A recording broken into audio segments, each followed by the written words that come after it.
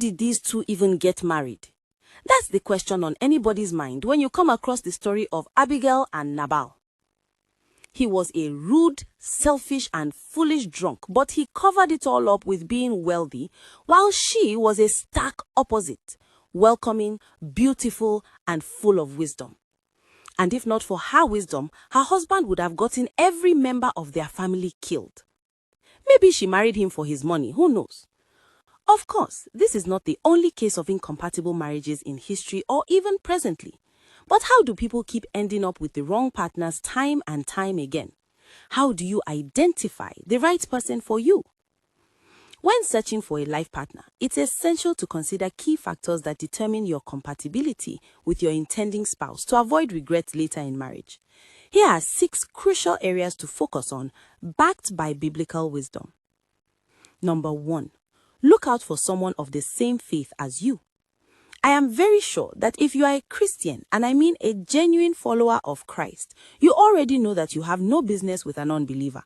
Because like it or not, your beliefs will clash eventually. If it happens that one person believes God has the final say and the other believes in self above God, problem has already started brewing. One person doesn't mind doing extra sacrifices with animals during prayers, while the other believes in the finished work of Christ. One partner believes in daily personal study of the Bible, while the other believes Sunday service is enough.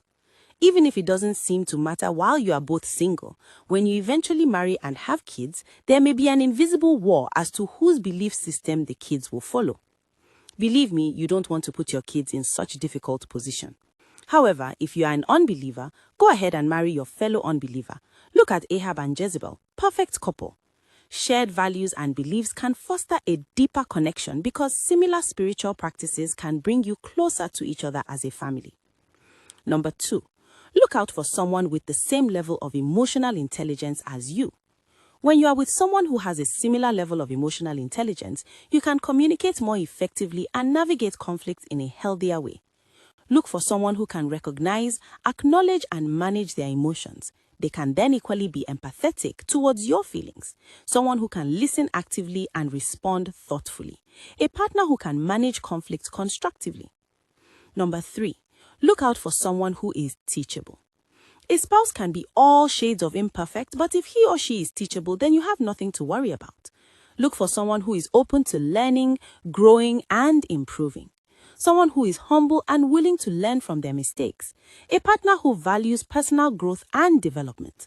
Someone who is open to feedback and constructive criticism.